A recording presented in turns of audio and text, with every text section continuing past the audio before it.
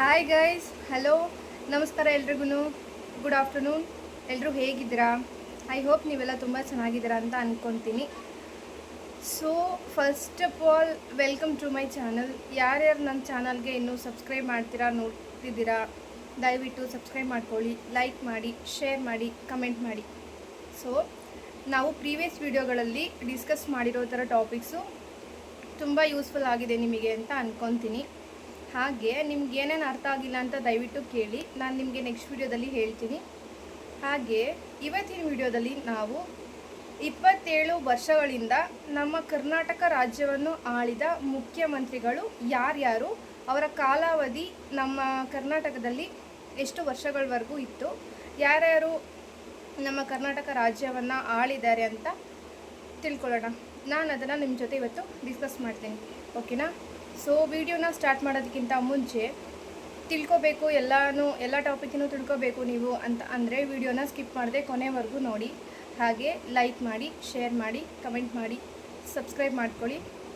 So ಇವತ್ತಿನ ವಿಡಿಯೋನ start ಮಾಡೋಣ. Let start. ಸೊ ನಾವಿವಾಗ ಮೊದಲನೇದಾಗಿ ಕರ್ನಾಟಕದ ಮುಖ್ಯಮಂತ್ರಿಗಳು ಯಾರ್ಯಾರು, ಹಾಗೆ ಎಷ್ಟೆಷ್ಟು ಕಾಲ ಅವರು ನಮ್ಮ ಕರ್ನಾಟಕವನ್ನು ಆಳ್ವಿಕೆ ಮಾಡಿದ್ದಾರೆ, ಮತ್ತು ಅವ್ರ ಸರ್ಕಾರ ಹೇಗಿತ್ತು, ಅವ್ರ ಸರ್ಕಾರದಿಂದ ಜನಗಳಿಗೆ ಏನು ಬೆನಿಫಿಟ್ ಸಿಕ್ತು, ಅವರು ಜನಗಳನ್ನ ಎಷ್ಟು ಚೆನ್ನಾಗಿ ಸುಧಾರಿಸ್ಕೊಂಡು ಹೋಗಿದ್ದಾರೆ ಅಂತ ತಿಳ್ಕೊಳ್ಳೋಣ. 27 ವರ್ಷಗಳು ಕರ್ನಾಟಕವನ್ನು ಆಳಿದ ಮುಖ್ಯಮಂತ್ರಿಗಳು ಯಾರ್ಯಾರು ಹಾಗೂ ಅವರ ಸರ್ಕಾರ ಹೇಗಿತ್ತು. ಮೊದಲನೆಯವರು MS ಕೃಷ್ಣ ಅವರು. ಇವರು 1999ರಿಂದ 2004ರವರೆಗೆ ನಮ್ಮ ಕರ್ನಾಟಕ ರಾಜ್ಯವನ್ನು ಆಳ್ವಿಕೆ ಮಾಡಿದ್ದಾರೆ, ಓಕೆನಾ? ನಾನು ಇದನ್ನು ಅಲ್ಲಿ ಎಲ್ಲೂ ಮೆನ್ಷನ್ ಮಾಡಿಲ್ಲ ಗೈಸ್, ನೀವು ಎಲ್ಲಾದರೂ ಒಂದು ಕಡೆ ನೋಟ್ ಮಾಡ್ಕೊಳ್ಳಿ, ಓಕೆನಾ? ಇವರು ಇವ್ರ ಇಂಟ್ರೊಡಕ್ಷನ್ ನೋಡೋಣ. ಫಸ್ಟು ಕರ್ನಾಟಕದ ಮಾಜಿ ಮುಖ್ಯಮಂತ್ರಿಗಳಾದ SM ಕೃಷ್ಣ ಅವರು ಕಾನೂನು ಪದವೀಧರರು ಮತ್ತು ಶಿಕ್ಷಣ ತಜ್ಞರು.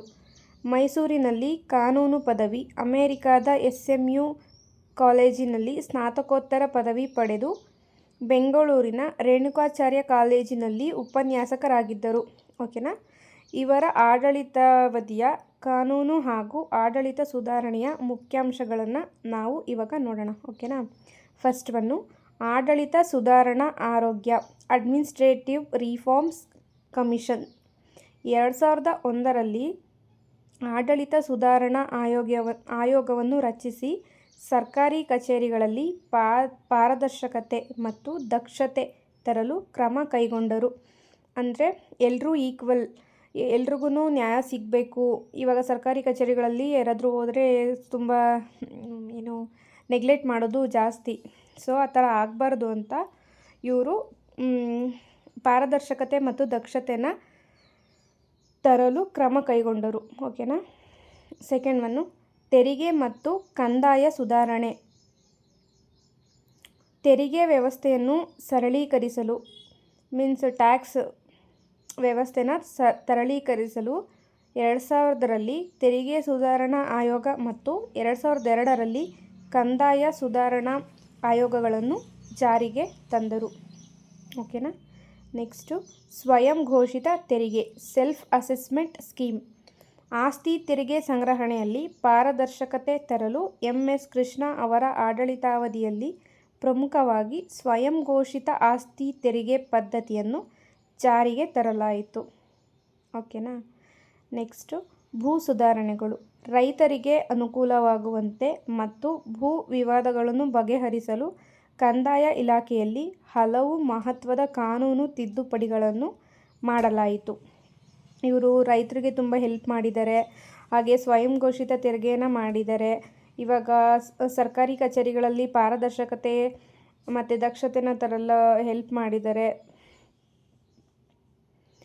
ಮೇನ್ ಪಾಯಿಂಟ್ ಏನಪ್ಪ ಅಂತಂದರೆ ಇದರಲ್ಲಿ 1999ರಿಂದ 2004ರವರೆಗೂ ನಮ್ಮ ಕರ್ನಾಟಕವನ್ನು ಆಳಿದ ಮುಖ್ಯಮಂತ್ರಿ MS ಕೃಷ್ಣ ಅವರು. ಸೊ ಸ್ಪರ್ಧಾತ್ಮಕ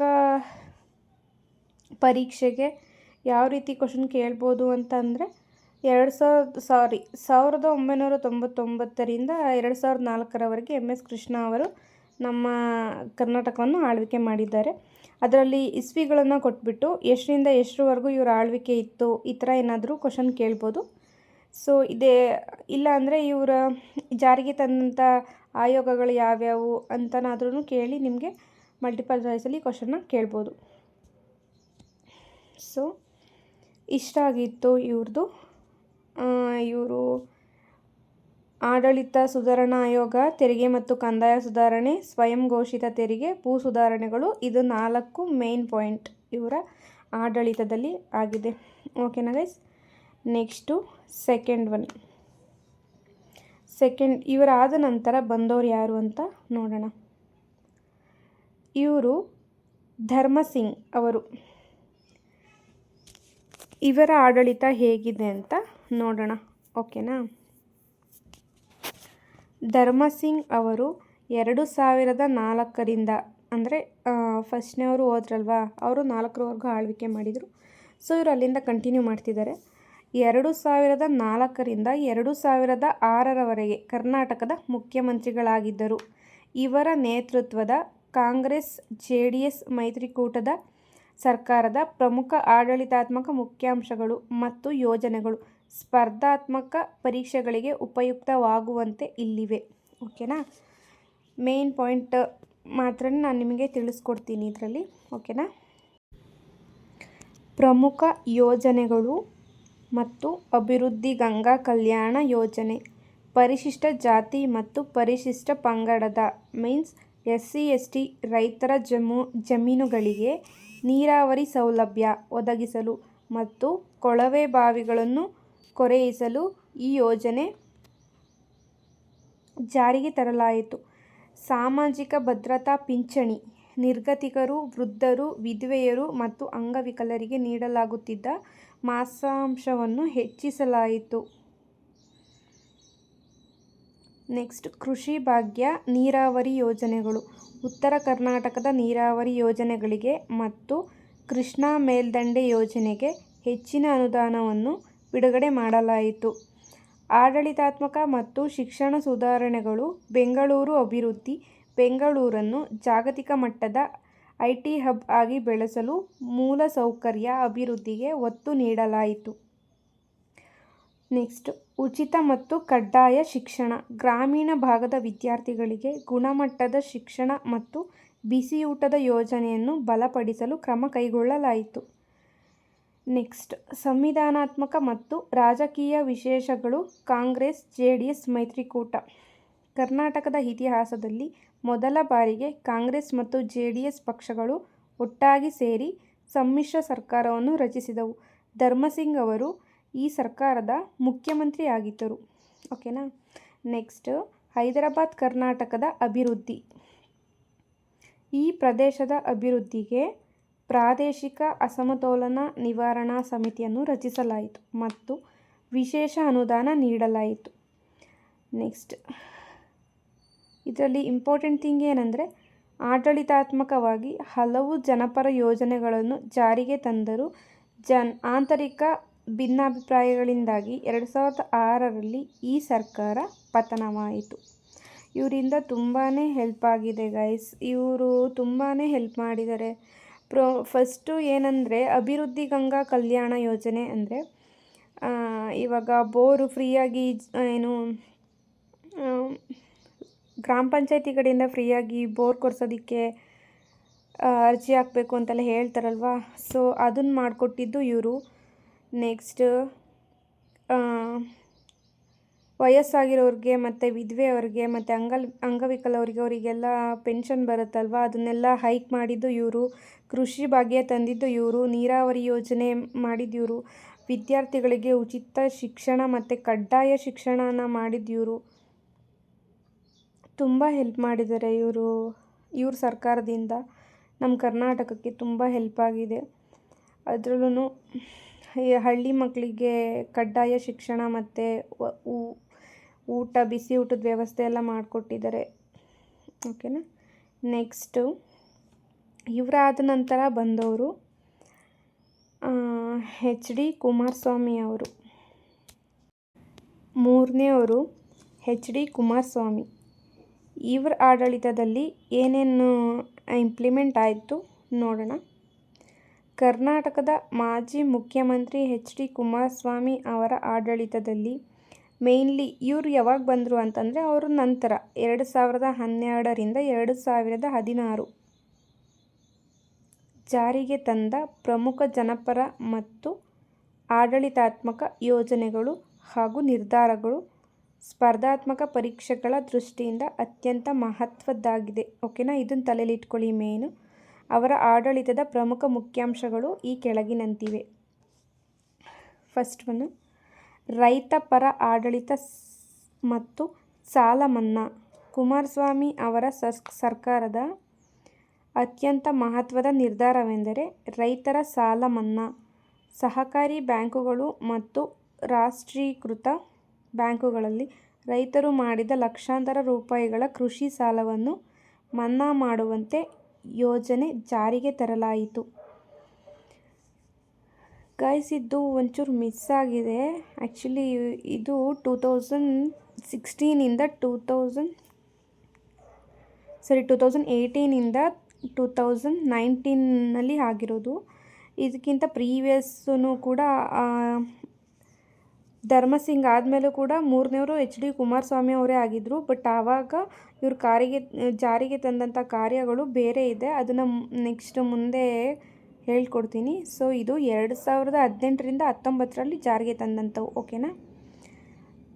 ರೈತರ ಸಾಲನ ಮನ್ನಾ ಮಾಡಿಸ್ತಾರೆ. ಮತ್ತು ಗ್ರಾಮ ವಾಸ್ತವ್ಯ, ವಿಲೇಜ್ ಸ್ಟೇ ಆಡಳಿತ ಯಂತ್ರವನ್ನು ಜನಸಾಮಾನ್ಯರ ಮನೆ ಬಾಗಿಲಿಗೆ ಕೊಂಡೊಯ್ಯುವ ಉದ್ದೇಶದಿಂದ ಗ್ರಾಮ ವಾಸ್ತವ್ಯ ಕಾರ್ಯಕ್ರಮವನ್ನು ಮರುಪ್ರಾರಂಭಿಸಿದರು. ಹಳ್ಳಿಗಳಲ್ಲಿ ರಾತ್ರಿ ಸ್ಥಳದಲ್ಲೇ ಜನರ ಅಹವಾಲುಗಳನ್ನು ಸ್ವೀಕರಿಸಿ ಸಮಸ್ಯೆಗಳನ್ನು ಬಗೆಹರಿಸಲು ಅಧಿಕಾರಿಗಳಿಗೆ ಕಟ್ಟುನಿಟ್ಟಿನ ಸೂಚನೆಯನ್ನು ನೀಡುತ್ತಿದ್ದರು. ಜನತಾ ದರ್ಶನ, ಬೆಂಗಳೂರು ಸೇರಿದಂತೆ ರಾಜ್ಯಾದ್ಯಂತ ಜನಸಾಮಾನ್ಯರ ಕುಂದುಕೊರತೆಗಳನ್ನು ಆಲಿಸಲು ಹಾಗೂ ತ್ವರಿತವಾಗಿ ಪರಿಹರಿಸಲು ಜನತಾ ದರ್ಶನ ಕಾರ್ಯಕ್ರಮವನ್ನು ಆಯೋಜಿಸಿದ್ದರು. ಕೃಷಿ ಮತ್ತು ನೀರಾವರಿಗೆ ಆದ್ಯತೆ, ರಾಜ್ಯದ ನೀರಾವರಿ ಯೋಜನೆಗಳಿಗೆ ಅನುದಾನ ಬಿಡುಗಡೆ ಮಾಡುವುದು ಮತ್ತು ಕೃಷಿ ಕ್ಷೇತ್ರಕ್ಕೆ ಉತ್ತೇಜನ ನೀಡುವುದು ಇವರ ಆಡಳಿತ ಪ್ರಮುಖ ಆದ್ಯತೆ ಒಂದಾಗಿತ್ತು. ಓಕೆನಾ. ಪ್ರಾದೇಶಿಕ ಸಮಗ್ರತೆ ಮತ್ತು ಅಭಿವೃದ್ಧಿ, ಮೈತ್ರಿ ಸರ್ಕಾರ, ಕಾಂಗ್ರೆಸ್ JDS ಅವರ ಸಮ್ಮಿಶ್ರ ಸರ್ಕಾರ ಕೂಡ ಹೆಲ್ಪ್ ಆಯಿತು ಇವರಿಗೆ. ರಾಜ್ಯದ ಎಲ್ಲ ಭಾಗಗಳಿಗೆ ಸಮಗ್ರ ಅಭಿವೃದ್ಧಿಗೆ ಒತ್ತು ನೀಡಿದರು. ಓಕೆನಾ. ಪರೀಕ್ಷಾ ದೃಷ್ಟಿಯಿಂದ ನೆನಪಿಟ್ಟುಕೊಳ್ಳಬೇಕಾದ ಸೂಕ್ತ ಅಂಶ, ಅಧಿಕಾರ ಅವಧಿ ಅವರು 2018 ಮೇ 23ರಿಂದ 2019 ಜುಲೈ 23ರವರೆಗೆ ಕರ್ನಾಟಕದ 18ನೇ ಮುಖ್ಯಮಂತ್ರಿಯಾಗಿ ಸೇವೆ ಸಲ್ಲಿಸಿದ್ದಾರೆ. ಓಕೆನಾ. ಮೈತ್ರಿ ಸರ್ಕಾರ ಇದು JDS ಮತ್ತು ಕಾಂಗ್ರೆಸ್ INC ಪಕ್ಷಗಳ ಒಕ್ಕೂಟದ ಸರ್ಕಾರ ಆಗಿತ್ತು. ಮೇಯ್ನ್ ಥಿಂಗು ಏನಂತಂದರೆ ನೀವು ಇದೆರಡು ಪಾಯಿಂಟ್ನ ಮೈಂಡಲ್ಲಿ ಇಟ್ಕೋಬೇಕಾಗುತ್ತೆ. ಫಸ್ಟ್ ಒನ್ ಬಂದುಬಿಟ್ಟು ಅವರ ಅಧಿಕಾರ ಅವಧಿ ಯಾವುದು, ಮತ್ತು ಮೈತ್ರಿ ಸರ್ಕಾರ ಅಥವಾ ಸಮ್ಮಿಶ್ರ ಸರ್ಕಾರ ಅಂತ ಏನು ಬೇಕಾದ್ರೂ ಕೇಳ್ಬೋದು. ಸೊ JDS ಮತ್ತು ಕಾಂಗ್ರೆಸ್ INC ಮತ್ತು JDS ಅಂತ ನೆನಪಿಟ್ಕೋಬೇಕು. ಓಕೆನಾ. ಸೊ ಅವರ ನಂತರ ಬಂದವರು BY ಯಡಿಯೂರಪ್ಪ ಅವರ ಸರ್ಕಾರ ಹೇಗಿತ್ತು ಅಂತ ನೋಡೋಣ. BY ಯಡಿಯೂರಪ್ಪ ಅವರು 2007ರಿಂದ 2011ರವರೆಗೆ ಕರ್ನಾಟಕದ ಮುಖ್ಯಮಂತ್ರಿಯಾಗಿದ್ದ ಅವಧಿ ಮೊದಲ ಪೂರ್ಣಾವಧಿ. ಅಂದರೆ ಫಸ್ಟ್ 5 ವರ್ಷ ಕಂಪ್ಲೀಟ್ ಮಾಡಿದ್ದು ಅಂತ ಅಂದರೆ ಅದು BY ಯಡಿಯೂರಪ್ಪ ಅವರು. ರಾಜ್ಯದಲ್ಲಿ ದಕ್ಷಿಣ ಭಾರತದ ಮೊದಲ BJP ಸರ್ಕಾರ ಕೃಷಿ ಬಜೆಟ್, ಕೃಷಿಕರಿಗೆ ಪ್ರತ್ಯೇಕ ಬಜೆಟ್, ಪರಿಚಯ, ಸುಧಾರಿತ ಆಡಳಿತ ಮತ್ತು ಭಾಗ್ಯಲಕ್ಷ್ಮಿ ಯೋಜನೆಗಳಂತಹ ಪ್ರಮುಖ ಸಮಾಜ ಕಲ್ಯಾಣ ಕಾರ್ಯಕ್ರಮಗಳಿಗೆ ಹೆಸರುವಾಸಿಯಾಗಿದೆ. ಓಕೆನಾ. ಆವಾಗ ಹುಟ್ಟಿದ ಹೆಣ್ಮಕ್ಳಿಗೆ ಭಾಗ್ಯಲಕ್ಷ್ಮಿ ಬಾಂಡ್ ಮಾಡಿಸ್ಬೇಕು ಅಂತ ಎಲ್ಲ ನಿಮ್ಮ ಮನೆಯವರೆಲ್ಲ ಮಾಡಿಸಿರ್ತಾರೆ ಅಲ್ವಾ. ಸೊ ಅದನ್ನು ಜಾರಿಗೆ ತಂದಂಥವರು ಇವರು. ಸ್ಪರ್ಧಾತ್ಮಕ ಪರೀಕ್ಷೆಗಳ ದೃಷ್ಟಿಯಿಂದ ಇವರ ಈ ಆಡಳಿತಾವಧಿಯ ಪ್ರಮುಖ ಮುಖ್ಯಾಂಶಗಳು ಈ ಕೆಳಗಿನಂತಿವೆ. ಕೃಷಿ ಕ್ಷೇತ್ರ ಮತ್ತು ರೈತರ ಕಲ್ಯಾಣ. ಕೃಷಿ ಬಜೆಟ್. ಕರ್ನಾಟಕದ ಇತಿಹಾಸದಲ್ಲೇ ಮೊದಲ ಬಾರಿಗೆ 2011-12ರಲ್ಲಿ ಕೃಷಿಗಾಗಿ ಪ್ರತ್ಯೇಕ ಬಜೆಟ್ ಮಂಡಿಸಿ ಕೃಷಿ ಕ್ಷೇತ್ರಕ್ಕೆ ಹೆಚ್ಚಿನ ಆದ್ಯತೆ ನೀಡಲಾಯಿತು. ರೈತರ ಸಾಲ ಮನ್ನಾ. ರೈತರ ಮೇಲಿನ ಕೃಷಿ ಸಾಲವನ್ನು ಮನ್ನಾ ಮಾಡುವ ಐತಿಹಾಸಿಕ ನಿರ್ಧಾರವನ್ನು ಕೈಗೊಳ್ಳಲಾಯಿತು. ವಿದ್ಯುತ್ ಸಬ್ಸಿಡಿ. ನೀರಾವರಿ ಪಂಪ್ಸೆಟ್ಗಳಿಗೆ ಉಚಿತ ಮತ್ತು ನಿಯಮಿತ ವಿದ್ಯುತ್ ಪೂರೈಕೆಯನ್ನು ಮುಂದುವರಿಸಲಾಯಿತು. ಸಮಾಜ ಕಲ್ಯಾಣ ಮತ್ತು ಮಹಿಳಾ ಸಬಲೀಕರಣ. ಭಾಗ್ಯಲಕ್ಷ್ಮಿ ಯೋಜನೆ. ಬಡತನದ ರೇಖೆಗಳಿಗಿಂತ ಕೆಳ ಕುಟುಂಬದಲ್ಲಿರುವ ಜನಿಸುವ ಹೆಣ್ಣು ಮಕ್ಕಳಿಗೆ ಆರ್ಥಿಕ ಭದ್ರತೆ ಒದಗಿಸಲು ಈ ಯೋಜನೆಯನ್ನು 2007-8ರಲ್ಲಿ ಜಾರಿಗೆ ತರಲಾಯಿತು. ಉಚಿತ ಸೈಕಲ್ ವಿತರಣೆ. ಸರ್ಕಾರಿ ಪ್ರೌಢಶಾಲೆಗಳಿಗೆ ಹೋಗುವ ಬಡ ವಿದ್ಯಾರ್ಥಿಗಳಿಗೆ ಭಾಗ್ಯರಥ ಅಥವಾ ಉಚಿತ ಸೈಕಲ್ ವಿತರಣಾ ಯೋಜನೆ ಪ್ರಾರಂಭಿಸಲಾಯಿತು. ಮಹಿಳಾ ಮೀಸಲಾತಿ. ಸ್ಥಳೀಯ ಸಂಸ್ಥೆಗಳಲ್ಲಿ ಮಹಿಳೆಯರಿಗೆ ನೀಡಲಾಗುತ್ತಿದ್ದ ಮೀಸಲಾತಿಯನ್ನು 33% 50%ಕ್ಕೆ ಹೈಕ್ ಮಾಡಲಾಯಿತು. ಮೂಲ ಸೌಕರ್ಯ ಮತ್ತು ಕೈಗಾರಿಕೆಗಳು. ಜಾಗತಿಕ ಹೂಡಿಕೆದಾರರ ಸಮಾವೇಶ ಗ್ಲೋಬಲ್ ಇನ್ವೆಸ್ಟರ್ಸ್ ಮೀಟ್. ರಾಜ್ಯದಲ್ಲಿ ಬಂಡವಾಳ ಹೂಡಿಕೆಯನ್ನು ಆಕರ್ಷಿಸಲು ಮತ್ತು ಕೈಗಾರಿಕೆಗಳನ್ನು ಉತ್ತೇಜಿಸಲು ಬೃಹತ್ ಸಮಾವೇಶಗಳನ್ನು ಆಯೋಜಿಸಲಾಯಿತು. ಮೂಲಸೌಕರ್ಯ ಅಭಿವೃದ್ಧಿ. ರಾಜ್ಯದ ರಸ್ತೆ ಜಾಲವನ್ನು ಸುಧಾರಿಸಲು ಮತ್ತು ಪ್ರಮುಖ ನಗರಾಭಿವೃದ್ಧಿ ಯೋಜನೆಗಳಿಗೆ ಒತ್ತು ನೀಡಲಾಯಿತು. ಶಿಕ್ಷಣ ಮತ್ತು ಆರೋಗ್ಯ. ವಿದ್ಯಾರ್ಥಿ ವೇತನಗಳು. ಹಿಂದುಳಿದ ವರ್ಗಗಳು, ಪರಿಶಿಷ್ಟ ಜಾತಿ ಮತ್ತು ಪಂಗಡದ ವಿದ್ಯಾರ್ಥಿಗಳಿಗೆ ಶೈಕ್ಷಣಿಕ ಪ್ರೋತ್ಸಾಹ ಮತ್ತು ವಿದ್ಯಾರ್ಥಿ ವೇತನಗಳನ್ನು ಹೆಚ್ಚಿಸಲಾಯಿತು. ವಸತಿ ಶಾಲೆಗಳು. ಗ್ರಾಮೀಣ ಪ್ರದೇಶಗಳಲ್ಲಿ ಮತ್ತು ನಿರ್ದಿಷ್ಟ ದುರ್ಬಲ ಸಮುದಾಯಗಳಿಗಾಗಿ ಹೆಚ್ಚಿನ ಸಂಖ್ಯೆಯಲ್ಲಿ ಮೊರಾರ್ಜಿ ದೇಸಾಯಿ ಹಾಗೂ ಕಿತ್ತೂರು ರಾಣಿ ಚೆನ್ನಮ್ಮ ವಸತಿ ಶಾಲೆಗಳನ್ನು ಸ್ಥಾಪಿಸಲಾಯಿತು. ಆಡಳಿತಾತ್ಮಕ ಮೈಲಿಗಲ್ಲುಗಳು. ದಕ್ಷಿಣ ಭಾರತದಲ್ಲಿ ಮೊದಲ ಬಾರಿಗೆ ಬಿಜೆಪಿ ಸ್ವತಂತ್ರವಾಗಿ ಸರ್ಕಾರ ರಚಿಸಿದ ದಾಖಲೆ. ಆಡಳಿತದಲ್ಲಿ ಪಾರದರ್ಶಕತೆ ತರಲು ಇ-ಆಡಳಿತ, ಇ-ಗವರ್ನೆನ್ಸ್ ಮತ್ತು ಜನಸ್ಪಂದನ ಕಾರ್ಯಕ್ರಮಗಳಿಗೆ ಒತ್ತು ನೀಡಲಾಯಿತು. ನೋಡಿ ಗೈಸ್, ಇವರು ಎಷ್ಟು ಹೆಲ್ಪ್ ಮಾಡಿದ್ದಾರೆ ಅಂತಂದರೆ, ಬಡ ಕುಟುಂಬದಲ್ಲಿ ಜನಿಸಿದಂಥ ಹೆಣ್ಮಕ್ಳಿಗೆ ಆರ್ಥಿಕ ಕೊರತೆ ಇರಬಾರ್ದು ಅಂತ ಹೇಳಿ ಭಾಗ್ಯಲಕ್ಷ್ಮಿ ಬಾಂಡ್ ಮಾಡಿಸ್ಕೊಟ್ಟಿದ್ದಾರೆ. ಮತ್ತು ಉಚಿತ ಸೈಕಲ್ ಸೌಲಭ್ಯ, ಉಚಿತ ಮೊರಾರ್ಜಿ ಸ್ಕೂಲ್ಗಳು, ಕಿತ್ತೂರು ರಾಣಿ ಚೆನ್ನಮ್ಮ ಹಾಸ್ಟೆಲು ಅದನ್ನೆಲ್ಲನೂ ಮಾಡಿದ್ದಾರೆ. ಮತ್ತು ಮಹಿಳೆಯರಿಗೆ ನೀಡಲಾಗುತ್ತಿದ್ದ ಮೀಸಲಾತಿಯನ್ನು ಹೈಕ್ ಮಾಡಿದ್ದಾರೆ. ಇವರ ಸರ್ಕಾರ ತುಂಬ ಹೆಲ್ಪ್ ಆಗಿದೆ. ನೆಕ್ಸ್ಟ್, ಇವರ ನಂತರ ಬಂದವರು ಡಿ.ವಿ. ಸದಾನಂದ ಗೌಡ ಅವರು. ಇವರ ಸರ್ಕಾರ ಹೇಗಿತ್ತು ಅಂತ ನೋಡೋಣ. ಅದರಲ್ಲಿ ನೀವು ಮೇನ್ ಪಾಯಿಂಟ್ ಅನ್ನು ಮಾತ್ರ ನೆನಪಿಟ್ಕೊಳ್ಳಿ. ಎಲ್ಲನೂ ನೆನಪಿಟ್ಕೊಳ್ಳಿ, ಬಟ್ ಮೇನ್ ಥಿಂಗ್ನ ತುಂಬ ಚೆನ್ನಾಗಿ ನೆನಪಿಟ್ಕೊಳ್ಳಿ, ಓಕೆನಾ? ಸೊ ಇವರ ಸರ್ಕಾರ ನೋಡೋಣ. ಡಿ.ವಿ. ಸದಾನಂದ ಗೌಡರು ಆಗಸ್ಟ್ 2011ರಿಂದ 2012ರವರೆಗೆ ಕರ್ನಾಟಕದ 10ನೇ ಮುಖ್ಯಮಂತ್ರಿಯಾಗಿ ಆಡಳಿತ ನಡೆಸಿದರು. ಇವರ ಅಧಿಕಾರಾವಧಿಯು ಪಕ್ಷದಲ್ಲಿನ ಭಿನ್ನಮತವನ್ನು ಶಮನಗೊಳಿಸಲು, ಪಾರದರ್ಶಕ ಆಡಳಿತ ನೀಡುವುದು ಮತ್ತು ಜನಪರ ಯೋಜನೆಯನ್ನು ಜಾರಿಗೆ ತರುವುದರ ಮೇಲೆ ಕೇಂದ್ರೀಕೃತವಾಗಿತ್ತು. ಸ್ಪರ್ಧಾತ್ಮಕ ಪರೀಕ್ಷೆಗಳ ದೃಷ್ಟಿಯಿಂದ ಇವರ ಆಡಳಿತದ ಪ್ರಮುಖ ಮುಖ್ಯಾಂಶಗಳು ಈ ಕೆಳಗಿನಂತಿವೆ. ಫಸ್ಟ್ ಒನ್, ಮುಖ್ಯಮಂತ್ರಿಯಾಗಿ ನೇಮಕ. ಬಿ.ವೈ. ಯಡಿಯೂರಪ್ಪ ಅವರು ಗಣಿ ಹಗರಣದ ಆರೋಪದ ಮೇಲೆ ರಾಜೀನಾಮೆ ನೀಡಿದ ನಂತರ 2011ರ ಆಗಸ್ಟ್ 4ರಂದು ಸದಾನಂದ ಗೌಡ ಅವರು ಮುಖ್ಯಮಂತ್ರಿಯಾಗಿ ಅಧಿಕಾರ ಸ್ವೀಕರಿಸಿದರು. ನಂತರ ಶಾಸಕಾಂಗದ ಮೇಲ್ಮನೆಯಿಂದ ಆಯ್ಕೆಯಾದ ಮೊದಲ ಸಿ.ಎಂ. ಸದಾನಂದ ಗೌಡ ಅವರು ಕರ್ನಾಟಕದ ಇತಿಹಾಸದಲ್ಲಿಯೇ ವಿಧಾನ ಪರಿಷತ್ ಸದಸ್ಯರಾಗಿದ್ದುಕೊಂಡು ಮುಖ್ಯಮಂತ್ರಿಗಳಾದ ಮೊದಲ ವ್ಯಕ್ತಿಯಾಗಿದ್ದಾರೆ. ಇದನ್ನು ತುಂಬ ನೆನಪಿಟ್ಕೊಳ್ಳಿ, ಓಕೆನಾ? 2011 ಡಿಸೆಂಬರ್ನಲ್ಲಿ ನಡೆದ ಚುನಾವಣೆಯಲ್ಲಿ ಇವರು ಪರಿಷತ್ಗೆ ಆಯ್ಕೆಯಾದರು, ಓಕೆನಾ? ಪ್ರಮುಖ ಆಡಳಿತಾತ್ಮಕ ಯೋಜನೆಗಳು. ಸಕಾಲ ಯೋಜನೆ ಜಾರಿ. ಇದು ಇವರ ಆಡಳಿತದ ಅತ್ಯಂತ ಪ್ರಮುಖ ಮೈಲಿಗಲ್ಲು. ಸರ್ಕಾರಿ ಕಚೇರಿಗಳಲ್ಲಿ ಸಾರ್ವಜನಿಕರಿಗೆ ನಿಗದಿತ ಸಮಯದಲ್ಲಿ ಸೇವೆಗಳನ್ನು ಒದಗಿಸಲು ಮತ್ತು ಭ್ರಷ್ಟಾಚಾರಕ್ಕೆ ಕಡಿವಾಣ ಹಾಕಲು ಇದನ್ನು ಜಾರಿಗೆ ತರಲಾಯಿತು. ನೆಕ್ಸ್ಟ್, ಆಡಳಿತದ ಶೈಲಿ ಮತ್ತು ಸವಾಲುಗಳು. ಹಿಂದಿನ ಸರ್ಕಾರದ ಅಂದರೆ ಯಡಿಯೂರಪ್ಪ ಅವರ ಸರ್ಕಾರದ ಅಭಿವೃದ್ಧಿ ಮಾದರಿಯನ್ನು ಮುಂದುವರಿಸುವುದಾಗಿ ಘೋಷಿಸಿ ಯಡಿಯೂರಪ್ಪ ಅವರ ರಾಜೀನಾಮೆಯಿಂದ ಉಂಟಾದ ರಾಜಕೀಯ ಬಿಕ್ಕಟ್ಟು ಮತ್ತು ಪಕ್ಷದೊಳಗಿನ ಬಣ ರಾಜಕೀಯವನ್ನು ಎದುರಿಸಿದರು. ಓಕೆನಾ. ಅಧಿಕಾರಾವಧಿಯ ಮುಕ್ತಾಯ. ಪಕ್ಷದೊಳಗಿನ ತೀವ್ರ ಭಿನ್ನಮತ ಮತ್ತು ರಾಜಕೀಯ ಬೆಳವಣಿಗೆಗಳಿಂದಾಗಿ ಇವರು 2012 ಜುಲೈ 12ರಂದು ಮುಖ್ಯಮಂತ್ರಿ ಸ್ಥಾನಕ್ಕೆ ರಾಜೀನಾಮೆ ನೀಡಿದರು. ಇವರ ನಂತರ ಜಗದೀಶ್ ಶೆಟ್ಟರ್ ಅವರು ಮುಖ್ಯಮಂತ್ರಿ ಆದರು. ಸೊ ಗೈಸ್, ಇವರು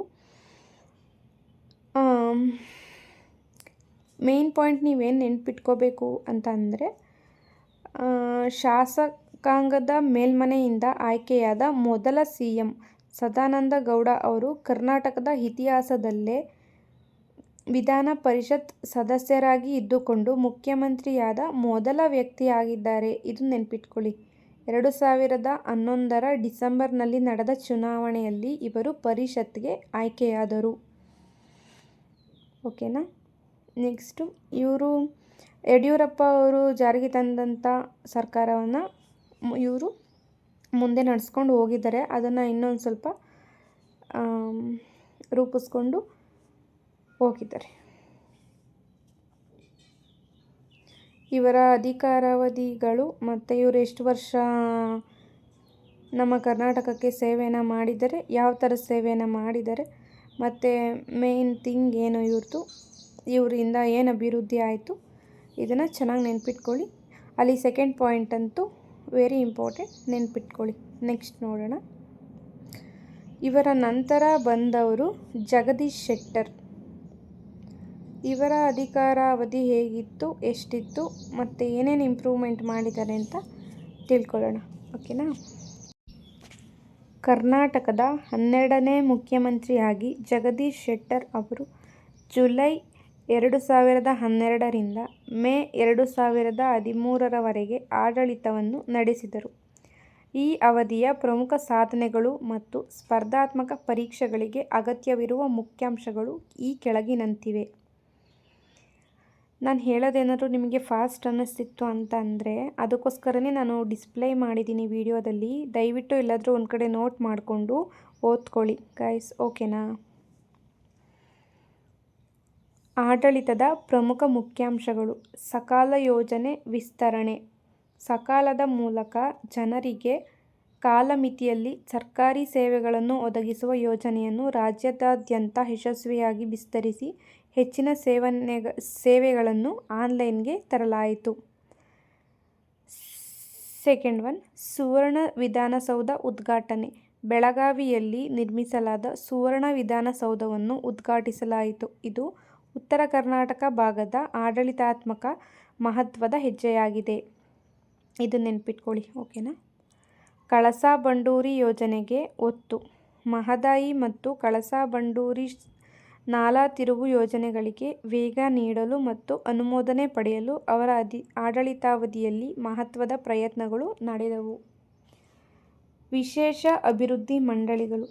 ಉತ್ತರ ಕರ್ನಾಟಕ ಮತ್ತು ಹೈದರಾಬಾದ್ ಕರ್ನಾಟಕ ಕಲ್ಯಾಣ ಕರ್ನಾಟಕ ಪ್ರದೇಶಗಳ ಸಮಗ್ರ ಅಭಿವೃದ್ಧಿಗೆ ವಿಶೇಷ ಗಮನ ನೀಡಲಾಯಿತು.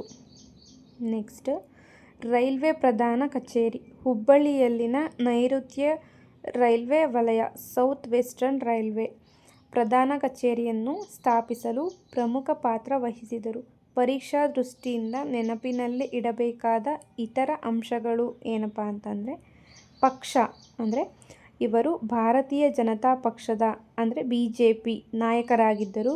ಇಂದಿನ ಹುದ್ದೆಗಳು ಅಂದರೆ ಮುಖ್ಯಮಂತ್ರಿಯಾಗುವ ಮೊದಲು ಕರ್ನಾಟಕದ ವಿಧಾನಸಭೆಯ ಸ್ಪೀಕರ್ 2008 to 2009 ವರೆಗೆ ಕಾರ್ಯನಿರ್ವಹಿಸಿದರು. ಏನಾಗಿ ವಿಧಾನಸಭೆಯ ಸ್ಪೀಕರ್ ಆಗಿ ಕಾರ್ಯನಿರ್ವಹಿಸಿದ್ದಾರೆ. ಓಕೆನಾ. ನೆಕ್ಸ್ಟು, ದಕ್ಷಿಣ ಭಾರತದ ಮೊದಲ BJP ಸರ್ಕಾರ. ಜಗದೀಶ್ ಶೆಟ್ಟರ್ ಅವರು BY ಯಡಿಯೂರಪ್ಪ ಮತ್ತು ಸದಾನಂದ ಗೌಡ ಅವರ ನಂತರ ಆ ಅವಧಿಯ BJP ಸರ್ಕಾರದ 3ನೇ ಮುಖ್ಯಮಂತ್ರಿಯಾಗಿದ್ದರು. ಓಕೆನಾ. ಮೇಯ್ನ್ ಇದರಲ್ಲಿ ಏನು ನೆನ್ಪಿಡಬೇಕು ಅಂತಂದರೆ, ಇವರು ಬಿ ಜೆ ಪಿಯ ನಾಯಕ ಆಗೋಕ್ಕಿಂತ ಮುಂಚೆ ಕರ್ನಾಟಕ ವಿಧಾನಸಭೆಯ ಸ್ಪೀಕರ್ ಆಗಿದ್ದರು. ಯಾವಾಗ ಅಂದರೆ 2008ರಿಂದ 2009ರವರೆಗೂ ಕರ್ನಾಟಕದ ವಿಧಾನಸಭೆಯ ಸ್ಪೀಕರ್ ಆಗಿದ್ದವರು ಜಗದೀಶ್ ಶೆಟ್ಟರ್ ಅವರು. ನಂತರ ದಕ್ಷಿಣ ಭಾರತದ ಮೊದಲ BJP ಸರ್ಕಾರ. ಜಗದೀಶ್ ಶೆಟ್ಟರ್ ಅವರು BY ಯಡಿಯೂರಪ್ಪ ಮತ್ತು ಸದಾನಂದ ಗೌಡ ಅವರ ನಂತರ BJP ಸರ್ಕಾರದ 3ನೇ ಮುಖ್ಯಮಂತ್ರಿ ಆಗಿದ್ದರು. ಈ 2 ಪಾಯಿಂಟ್ನ ಚೆನ್ನಾಗಿ ನೆನ್ಪಿಟ್ಕೊಳ್ಳಿ. ಮತ್ತು ಸುವರ್ಣ ವಿಧಾನಸೌಧ ಉದ್ಘಾಟನೆ ಮಾಡಿದ್ದು ಜಗದೀಶ್ ಶೆಟ್ಟರ್ ಅವರು ಅಂತಲೂ ನೆನ್ಪಿಟ್ಕೊಳ್ಳಿ. ಸೊ ಇವರಲ್ಲಿ ಇಂಪಾರ್ಟೆಂಟ್ ಆಗಿರುವಂಥ ಅಂಶಗಳು ಇಷ್ಟು. ತುಂಬ ಏನೇನೋ ಮಾಡಿರ್ತಾರೆ, ಬಟ್ ನಾನು ನಿಮಗೆ ನನಗೆ ಗೊತ್ತಿರೋಷ್ಟು ಹಾಗೆ ಇಂಪಾರ್ಟೆಂಟ್ ಏನೇನು ಅಂತ ತಿಳಿಸ್ಕೊಟ್ಟಿದ್ದೀನಿ. ಓಕೆನಾ. ನೆಕ್ಸ್ಟ್ ಇವರ ನಂತರ ಬಂದವರು ಸಿದ್ದರಾಮಯ್ಯ. ಇವರ ಆಡಳಿತಾವಧಿಯಲ್ಲಿ ಏನೇನು ಮಾಡಿದ್ದಾರೆ ಅಂತ, ಏನೇನು ಇಂಪ್ಲಿಮೆಂಟೇಷನ್ ಆಯಿತು ಸರ್ಕಾರ ಅಂತ ನೋಡೋಣ, ತಿಳಿಸ್ಕೊಡ್ತೀನಿ ಬನ್ನಿ. ಸಿದ್ದರಾಮಯ್ಯ ಅವರ 2013ರಿಂದ 2014ರ ಆಡಳಿತಾವಧಿಯು ಜನಪರ ಭಾಗ್ಯ ಯೋಜನೆಗಳು ಮತ್ತು ಐತಿಹಾಸಿಕ ಸಾಮಾಜಿಕ ಸುಧಾರಣೆಗಳಿಗೆ ಹೆಸರುವಾಸಿಯಾಗಿದೆ. ಓಕೆನಾ. ಇತಿಹಾಸದಲ್ಲಿ ಕಳೆದ 40 ವರ್ಷಗಳಲ್ಲಿ ಪೂರ್ಣಾವಧಿ 5 ವರ್ಷ ಪೂರೈಸಿದ ಮೊದಲ ಮುಖ್ಯಮಂತ್ರಿಯಾಗಿದ್ದಾರೆ. ಇದು ವೆರಿ ಇಂಪಾರ್ಟೆಂಟ್, ನೆನ್ಪಿಟ್ಕೊಳ್ಳಿ. ಇತಿಹಾಸದಲ್ಲಿ ಕಳೆದ 50 ವರ್ಷಗಳಲ್ಲಿ 5 ವರ್ಷ ಪೂರೈಸಿದ ಮೊದಲ ಮುಖ್ಯಮಂತ್ರಿ ನಮ್ಮ ಸಿದ್ದರಾಮಯ್ಯ ಆಗಿದ್ದಾರೆ. ಓಕೆನಾ. ನೆಕ್ಸ್ಟ್ ಸ್ಪರ್ಧಾತ್ಮಕ ಪರೀಕ್ಷೆಗಳ KS, FTA, STA ದೃಷ್ಟಿಯಿಂದ ಪ್ರಮುಖ ಮುಖ್ಯಾಂಶಗಳು ಇಲ್ಲಿವೆ. ಅದನ್ನ ನಾನು ನಿಮಗೆ ಇವಾಗ ತಿಳಿಸ್ಕೊಡ್ತೀನಿ. ಪ್ರಮುಖ ಜನರ ಯೋಜನೆಗಳು: ಅನ್ನಭಾಗ್ಯ, ಕ್ಷೀರಭಾಗ್ಯ, ಕೃಷಿ ಭಾಗ್ಯ, ಇಂದಿರಾ ಕ್ಯಾಂಟೀನ್, ವಿದ್ಯಾಸಿರಿ, ಶಾದಿ ಭಾಗ್ಯ. ಇಷ್ಟನ್ನೆಲ್ಲ ಇವರು ಸರ್ಕಾರದಲ್ಲಿ ಜಾರಿಗೆ ತಂದಿದ್ದಾರೆ. ಅದರದ್ದು ಎಕ್ಸ್ಪ್ಲನೇಷನ್ ಬಂದು, ಅನ್ನಭಾಗ್ಯ ಅಂದರೆ ಬಡತನದ ರೇಖೆಗಿಂತ ಕೆಳಗಿರುವ BPL ಕುಟುಂಬದಲ್ಲಿ ಆರಂಭದಲ್ಲಿ 7 kg ಅಕ್ಕಿಯನ್ನು ಉಚಿತವಾಗಿ ವಿತರಿಸಿದ ಮಹತ್ವಾಕಾಂಕ್ಷೆಯ ಯೋಜನೆಯನ್ನು ನಮ್ಮ ಸಿದ್ದರಾಮಯ್ಯ ಅವರು ಮಾಡಿದ್ದಾರೆ. ಓಕೆನಾ. ನೆಕ್ಸ್ಟು ಕ್ಷೀರಭಾಗ್ಯ ಅಂದರೆ ಅಪೌಷ್ಟಿಕತೆ ನಿವಾರಿಸಲು ಸರ್ಕಾರಿ ಮತ್ತು ಅನುದಾನಿತ ಶಾಲೆಗಳು ಮತ್ತು ಅಂಗನವಾಡಿ ಮಕ್ಕಳಿಗೆ ವಾರದಲ್ಲಿ 3 ದಿನ, ನಂತರ 5 ದಿನ ಹಾಲು ಒದಗಿಸುವುದು, ಇದನ್ನು ಜಾರಿಗೆ ತಂದರು. ಕೃಷಿ ಭಾಗ್ಯ ಮಳೆಯಾಶ್ರಿತ ಪ್ರದೇಶಗಳ ರೈತರಿಗೆ ಕೃಷಿ ಹೊಂಡ, ಮಳೆ ನೀರು ಕೊಯ್ಲು ಮತ್ತು ಕೃಷಿ ಯಂತ್ರೋಪಕರಣಗಳನ್ನು ಒದಗಿಸೋದನ್ನು ನಮ್ಮ ಸಿದ್ದರಾಮಯ್ಯ ಅವರು ಮಾಡಿದ್ದಾರೆ. ನೆಕ್ಸ್ಟು ಇಂದಿರಾ ಕ್ಯಾಂಟೀನ್ ವ್ಯವಸ್ಥೆಯನ್ನು ಮಾಡಿಕೊಟ್ಟಿದ್ದಾರೆ. ಬೆಂಗಳೂರು ಸೇರಿದಂತೆ ಪ್ರಮುಖ ನಗರಗಳಲ್ಲಿ ಬಡವರಿಗೆ ಹಾಗೂ ಕಾರ್ಮಿಕರಿಗೆ ರಿಯಾಯಿತಿ ದರದಲ್ಲಿ ಬೆಳಿಗ್ಗೆ ಉಪಹಾರ 5 ರೂಪೀಸ್, ಊಟ 10 ರೂಪೀಸ್, ಅಂದರೆ ಟಿಫನ್ನು 5 ರೂಪಾಯಿ ಮತ್ತು ಊಟ 10 ರೂಪಾಯಿ ಪೌಷ್ಟಿಕ ಆಹಾರ ಒದಗಿಸೋದನ್ನು ಇಂದಿರಾ ಕ್ಯಾಂಟೀನ್ ರೂಪದಲ್ಲಿ ಇವರು ಬಡವರಿಗೆ ಅಂತ ಮಾಡಿಕೊಟ್ರು. ನೆಕ್ಸ್ಟು ವಿದ್ಯಾಸಿರಿ ಹಿಂದುಳಿದ ವರ್ಗಗಳ ವಿದ್ಯಾರ್ಥಿಗಳಿಗೆ ಹಿಂದುಳಿದ ವರ್ಗಗಳ ವಿದ್ಯಾರ್ಥಿಗಳಿಗೆ ಮೆಟ್ರಿಕ್ ನಂತರದ ವಸತಿ ಮತ್ತು ಊಟದ ವೆಚ್ಚಕ್ಕಾಗಿ ಮಾಸಿಕ ಸಹಾಯಧನ ನೀಡುವುದು, ಇದನ್ನು ಜಾರಿಗೆ ತಂದರು. ಮತ್ತು ಶಾದಿ ಭಾಗ್ಯ ಅಲ್ಪಸಂಖ್ಯಾತ ಸಮುದಾಯದ ಬಡ ಹೆಣ್ಣು ಮಕ್ಕಳ ಮದುವೆಗೆ ಆರ್ಥಿಕ ನೆರವು ಒದಗಿಸುವ ಯೋಜನೆಯನ್ನು ಜಾರಿಗೆ ತಂದರು. ಅಲ್ಪಸಂಖ್ಯಾತ ಅಂದರೆ ಮುಸ್ಲಿಮರು, ಅವರ ಸಮುದಾಯದ ಬಡ ಹೆಣ್ಣು ಮಕ್ಕಳ ಮದುವೆಗೆ ಆರ್ಥಿಕ ನೆರವು ಒದಗಿಸುವ ಯೋಜನೆಯನ್ನು ಇವರು ಜಾರಿಗೆ ತಂದರು. ನೋಡಿ, ಇವರು 5 ವರ್ಷ ಪೂರ್ಣಗೊಳಿಸಿದ ಮೊದಲ ಮುಖ್ಯಮಂತ್ರಿ ಆಗಿದ್ದಾರೆ.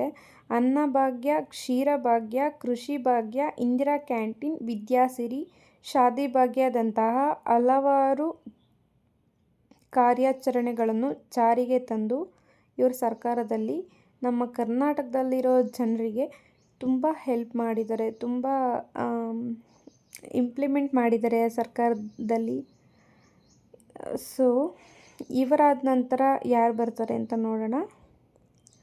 ಇವರಾದ ನಂತರ ಬಂದವರು HD ಕುಮಾರಸ್ವಾಮಿ ಅವರು.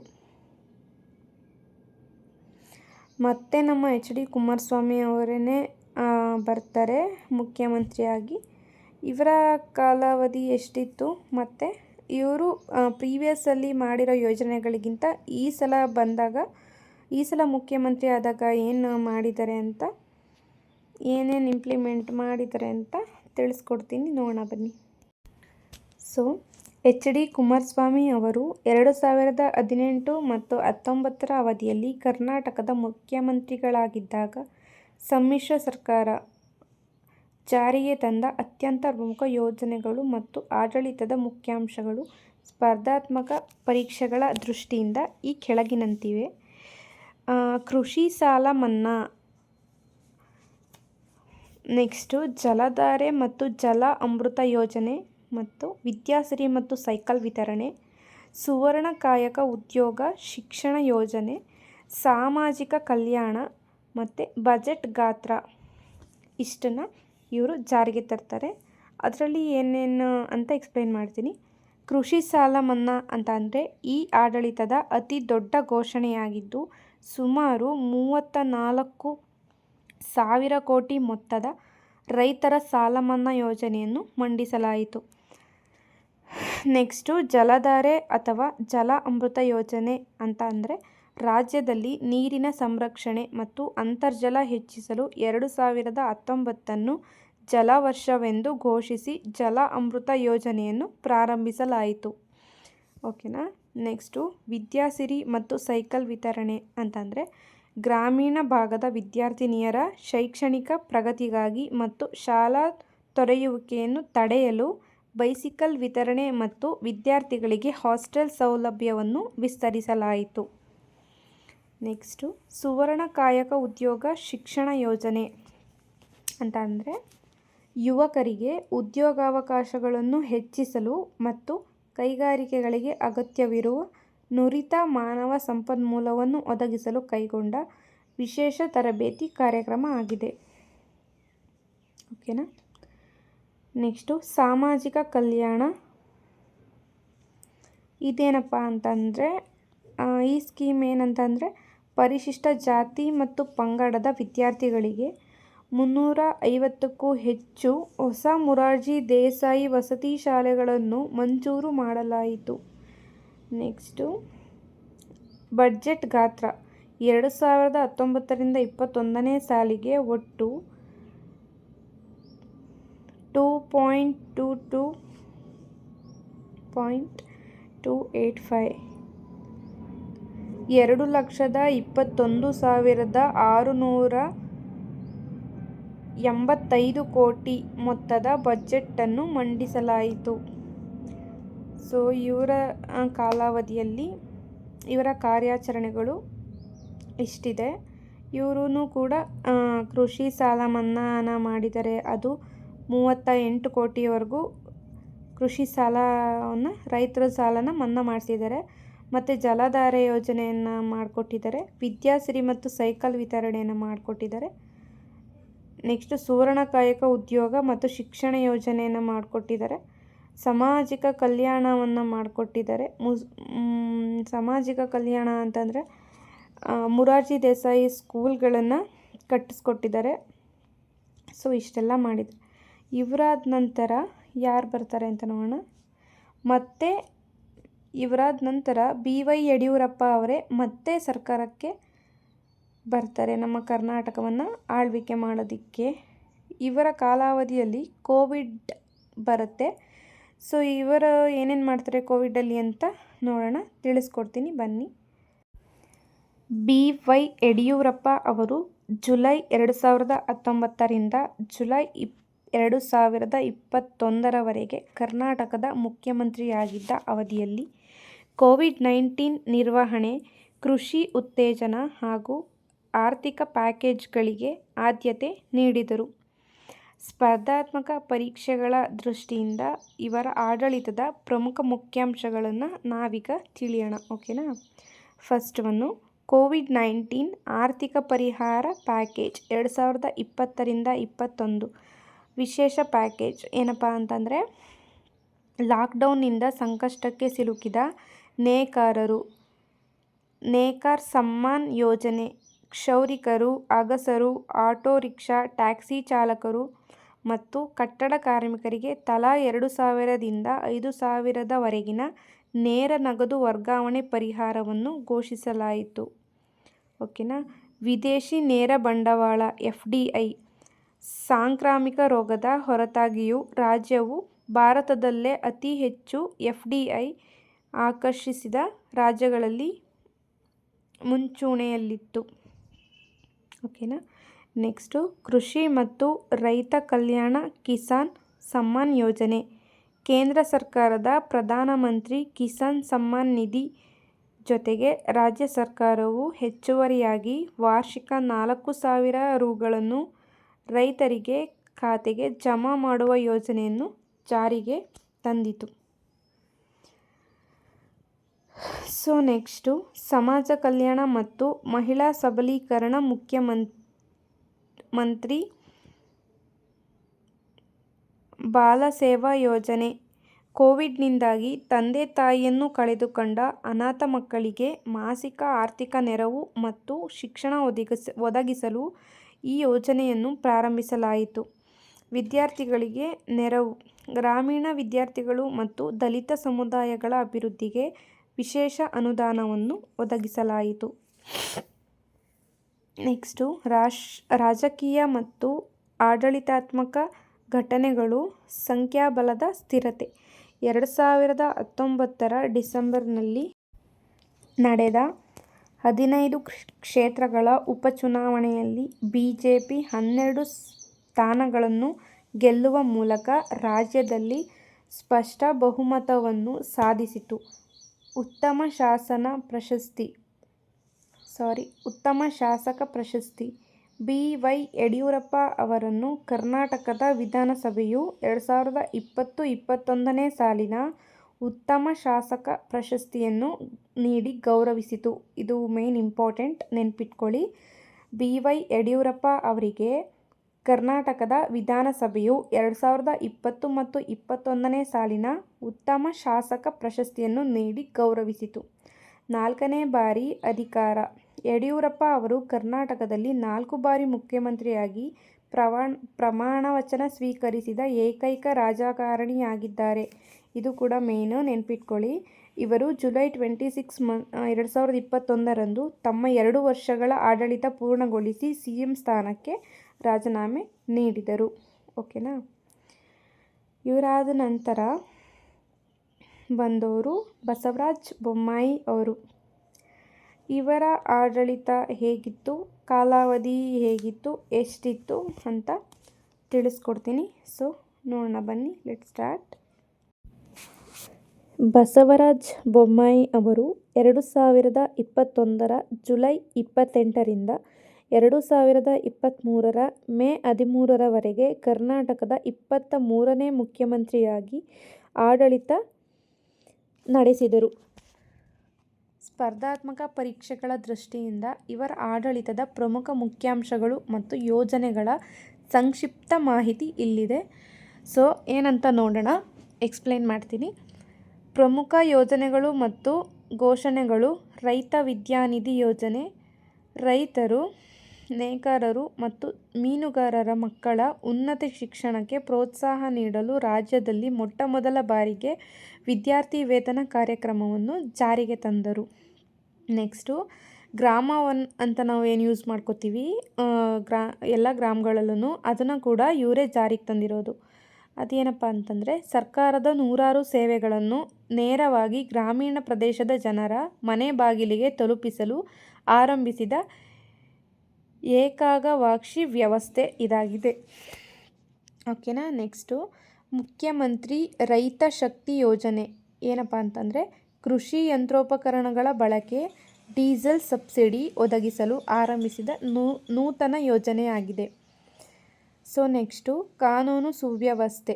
ರಾಜ್ಯದಲ್ಲಿ ಮತಾಂತರ ನಿಷೇಧ ಕಾಯ್ದೆ ಮತ್ತು ದನ ಕಾಯುವಿಕೆ, ಗೋಹತ್ಯೆ ನಿಷೇಧ ಕಾಯ್ದೆಗಳನ್ನು ಕಟ್ಟುನಿಟ್ಟಾಗಿ ಜಾರಿಗೊಳಿಸಲಾಯಿತು. ಆಡಳಿತ ಮತ್ತು ಕೈಗಾರಿಕೆ ಹೂಡಿಕೆ ಆಕರ್ಷಣೆ. 2022ರ ಜಾಗತಿಕ ಹೂಡಿಕೆದಾರರ ಸಮಾವೇಶ ಇನ್ವೆಸ್ಟ್ ಕರ್ನಾಟಕ ಮೂಲಕ ರಾಜ್ಯಕ್ಕೆ ಲಕ್ಷಾಂತರ ಕೋಟಿ ರು ಬಂಡವಾಳ ಹರಿದು ಬರಲು ಕಾರಣವಾಯಿತು. ನೆಕ್ಸ್ಟು ವಿದ್ಯುತ್ ವಾಹನ ನೀತಿ. ರಾಜ್ಯದಲ್ಲಿ ಎಲೆಕ್ಟ್ರಿಕ್ ವಾಹನಗಳು ಇವಿ ಬಳಕೆಯನ್ನು ಉತ್ತೇಜಿಸಲು ಮತ್ತು ಉತ್ಪಾದನೆ ಹೆಚ್ಚಿಸಲು ಕರ್ನಾಟಕದ ವಿದ್ಯುತ್ ವಾಹನ ಮತ್ತು ಶೇಖರಣಾ ನೀತಿಯನ್ನು ಜಾರಿಗೆ ತರಲಾಯಿತು. ಸಾಮಾಜಿಕ ಕಲ್ಯಾಣ ಅಮೃತ ಯೋಜನೆಗಳು. ಸ್ವಾತಂತ್ರ್ಯದ ಅಮೃತ ಮಹೋತ್ಸವದ ಅಂಗವಾಗಿ ರೈತ ಉತ್ಪಾದಕ ಘಟನೆಗಳಿಗೆ ಎಫ್ಪಿಒ ಪ್ರೋತ್ಸಾಹ, ಅಮೃತ ಶಾಲೆಗಳು ಮತ್ತು ಅಮೃತ ವಸತಿ ಯೋಜನೆಗಳನ್ನು ಘೋಷಿಸಲಾಯಿತು. ಸೊ ನಾವು 75ಯಿಂದ ಅಮೃತ ಮಹೋತ್ಸವ ಅಂತ ಏನು ಆಚರಣೆ ಮಾಡಿದ್ವಿ ಅದು ಇವರ ಆಡಳಿತಾಧಿಕಾರಿಯಲ್ಲಿ ಆಗಿತ್ತು.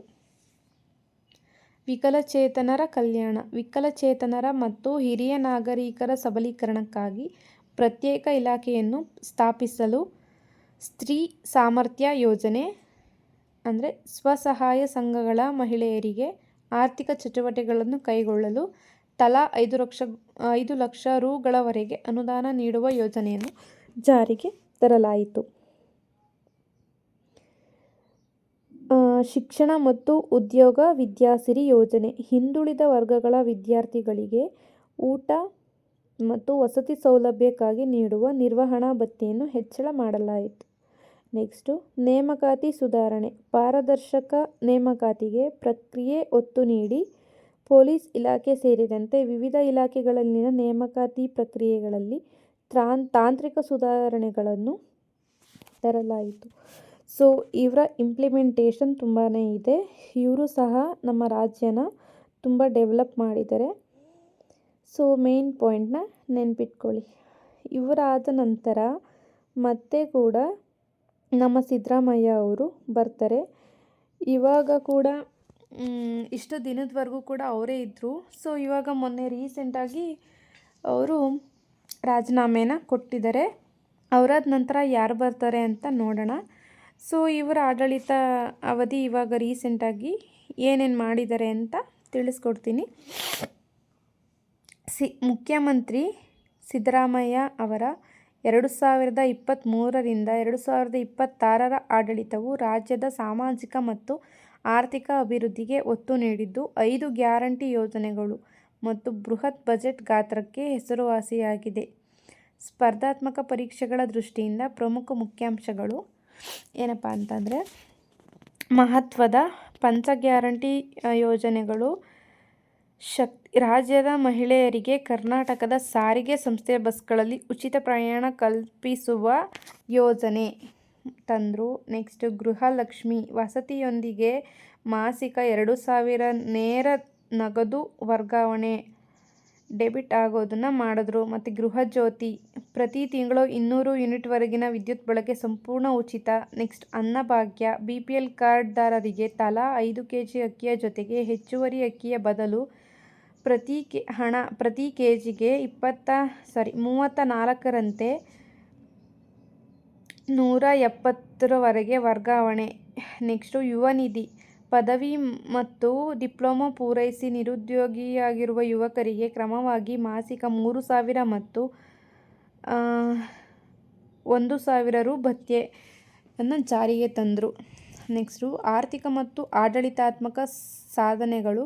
ದಾಖಲೆಯ ಬಜೆಟ್. ಸಿದ್ದರಾಮಯ್ಯ ಅವರು ತಮ್ಮ ರಾಜಕೀಯ ಜೀವನದ ದಾಖಲೆಯ 17ನೇ ಬಜೆಟನ್ನು 2026ರಿಂದ 27ನೇ ಸಾಲಿನಲ್ಲಿ ಮಂಡಿಸಿದ್ದು, ಬಜೆಟ್ ಗಾತ್ರವು 4.48 ಲಕ್ಷ ಕೋಟಿಗಳನ್ನು ದಾಟಿದೆ. ಆರ್ಥಿಕ ಬೆಳವಣಿಗೆ.